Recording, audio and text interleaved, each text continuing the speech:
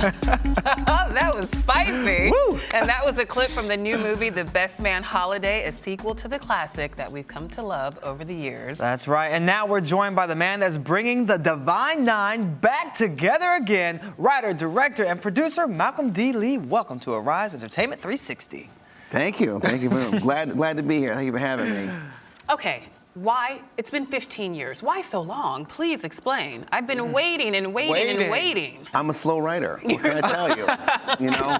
No, really. Look, The Best Man was my first movie. I didn't want to be pigeonholed as a storyteller. I wanted to have other stories to tell. And there was a lot of talk of doing a sequel very early on, a television show or something. But I wanted to diversify my work just starting out. And I thought if I was going to revisit these characters, it would be like 10 years later. And so, I got the cast back together in 2011, and I had an idea that I've been kind of percolating with since 2006. And I said, hey, do you think this is worth doing? And if we think it's worth doing, then I'll approach the studio with it and I'll try to pursue it. So what has changed over the years in this cast's lives, and what can audiences expect this time around? Everyone's doing more adult things. When we first met these characters, they were in their 20s, kind of, 2-3 years out of college, and just trying to figure out who they were as people.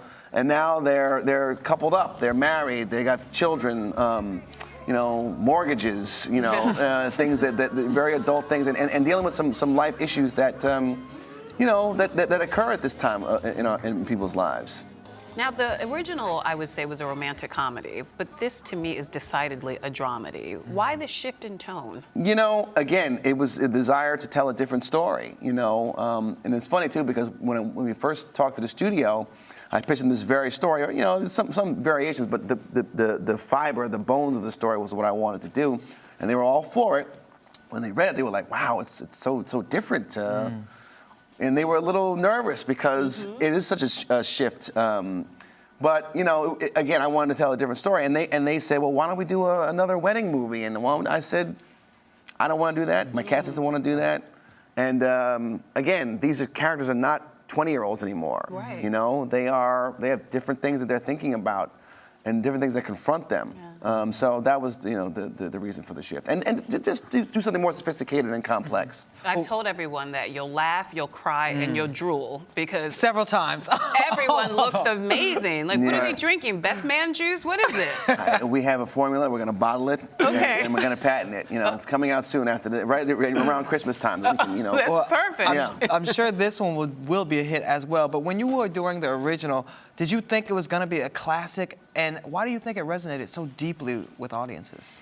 My goal in making The First Best Man was to make a classic, to make a film that stood the test of time. I put that on myself because I just felt like that's what I wanted to do. And that's another reason why I just said, let's leave it alone. Why do I think it resonated? I think, it's the same reason that it probably resonates with me. When I was trying to figure out my way as a filmmaker, I'd look at movies back in the 90s, and I didn't see myself represented on screen at all.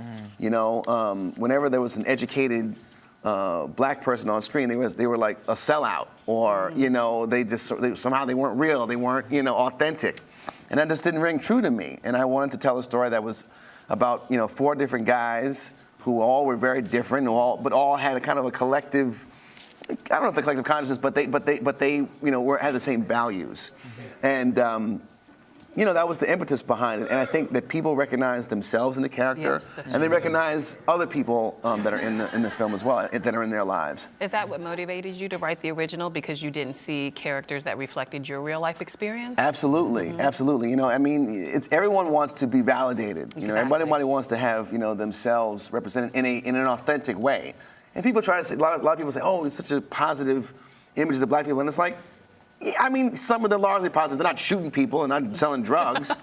Yes. But they're multidimensional, like human beings are, and that was the desire to write something that was, I thought truer to what I thought was real. Well, how different were the writing processes for the 2 movies? Was one harder than the other? Did one take longer than the other?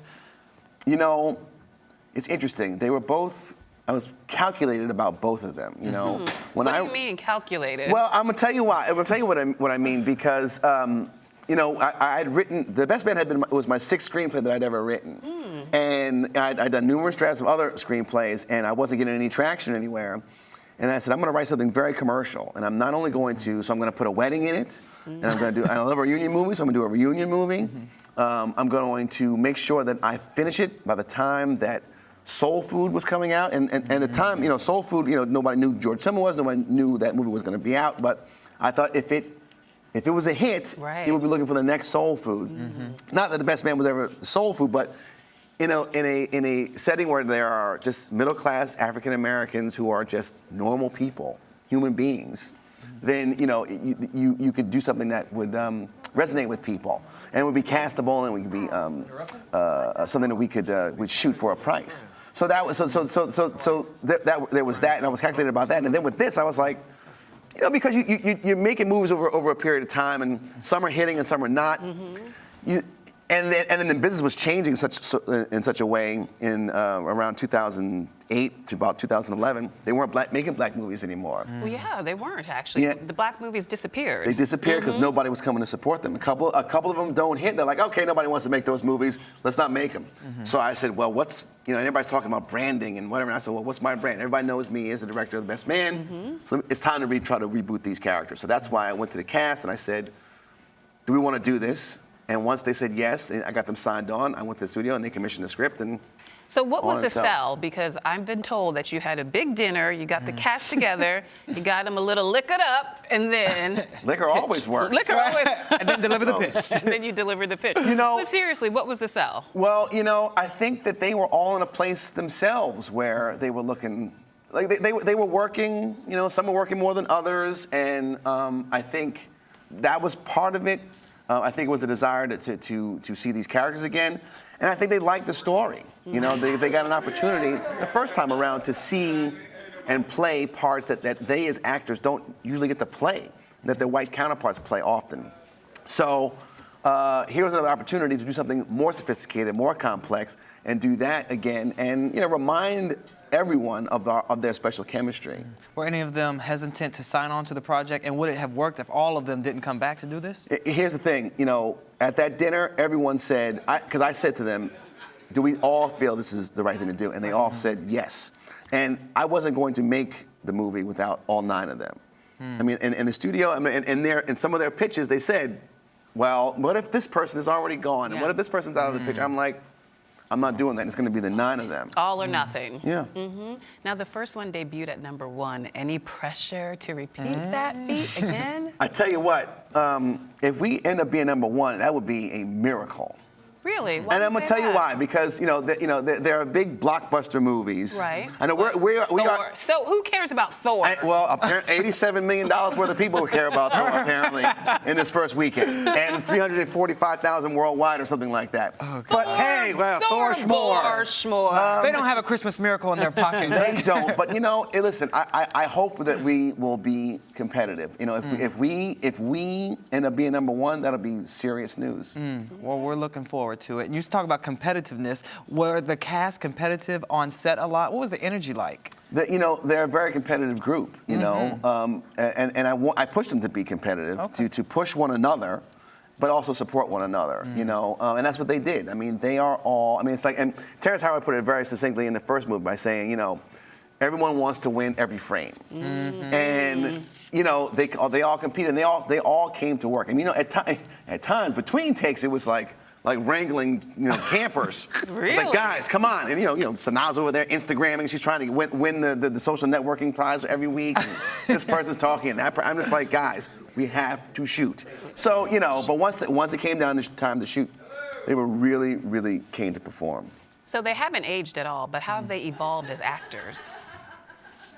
You know, they all got a lot more depth, you know, and I think that just comes from you know, acting, and I think that comes from, you know, growing older and gaining experience as human beings and on movie sets. That's just part of growth in life. If you don't grow, then it's like, you know, what's the point? What's the even point of making this movie?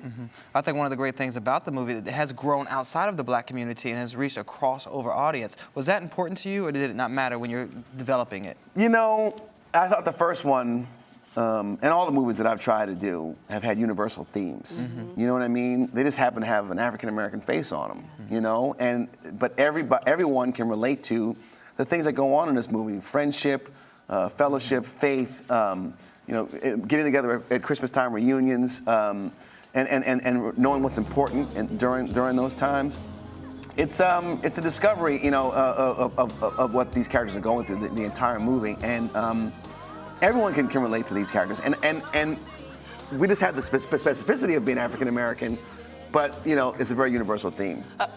On the screen, that's a very African American moment. Can you stand the rain? The guys dancing to it. How did you come up with that idea? I think this is one of the highlights of the film for me. You know, thank you. It is one of the highlights of the film for most audiences. It was a great experience. You know, there's two things that inspired it. One, you know, one of the inspirations behind The Best Man is the Big Chill. And there's a they great call it the scene. Black Big Chill. That's right. And one of the scenes in there where they're cleaning up dishes in the Big Chill, they're all dancing and singing to Ain't You Proud to Beg by the Temptations. So I wanted something that was kind of an homage to that.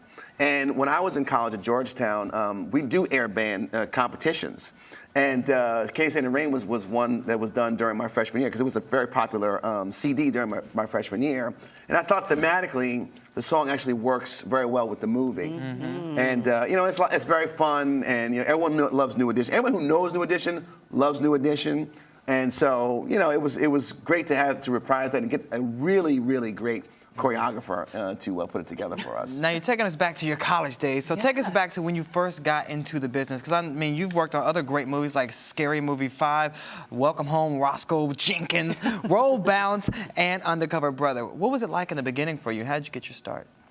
Well, my cousin Spike Lee. Who was that? Never heard of him. Yeah, well, he's Never this little heard of the guy. You know, he's done a lot of movies. Kind of a groundbreaking American filmmaker. I gotta check him out. Yeah. She's Got to Have It. Very great movie.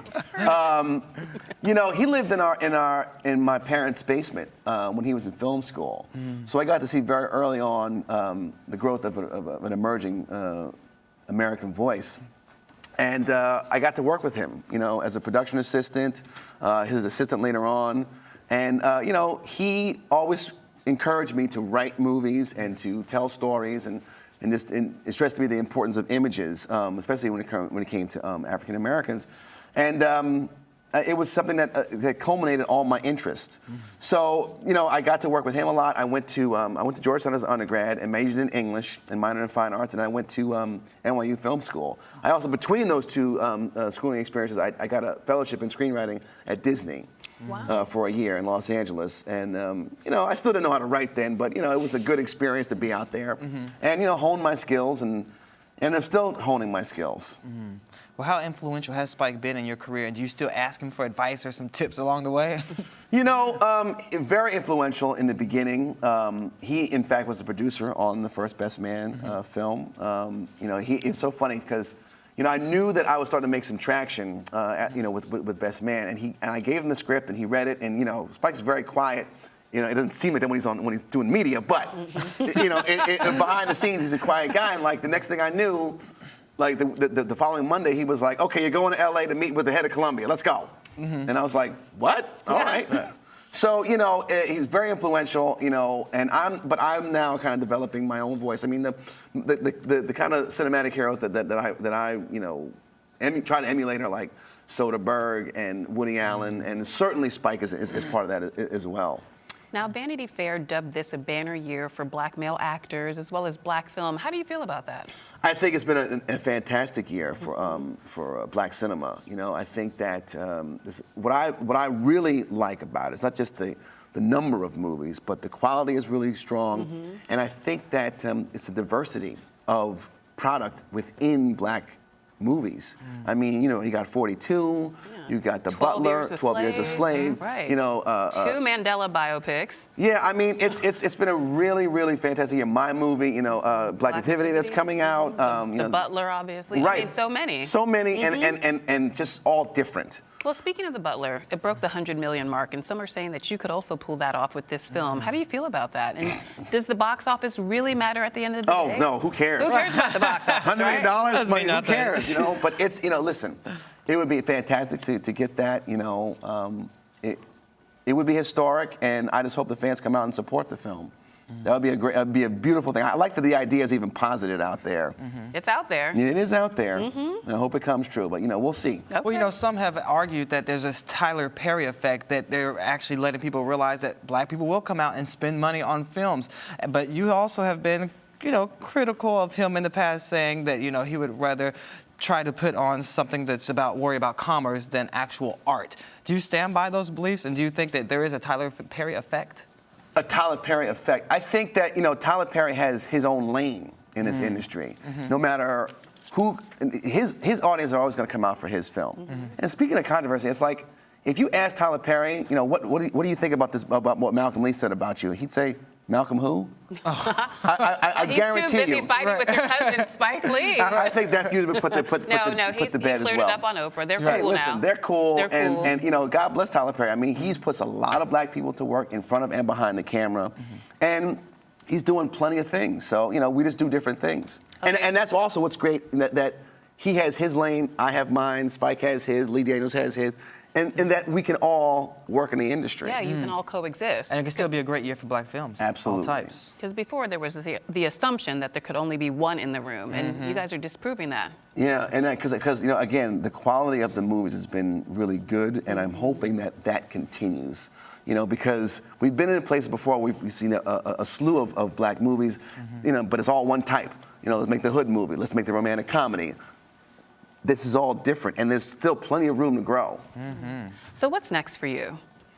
I'm gonna get some sleep. Okay, but spend not some another time 15 years. Please. Because I want a third installment already. I'm Oh, telling really? you right now. Well, and I'm not going to wait 15 years for it. You're not? No. What about We're gonna write petition letters. The best man, nursing home, or best man Geritol years.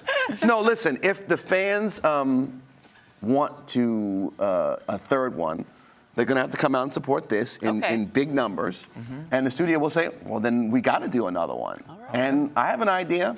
Really? Oh, yeah. Very strong idea. Well, you definitely leave the end of this one open for a third one. We won't give it away. And I will say this, if we do a third one, we are not going to stay on American soil. Uh-oh, watch out. Best Man Goes to Africa?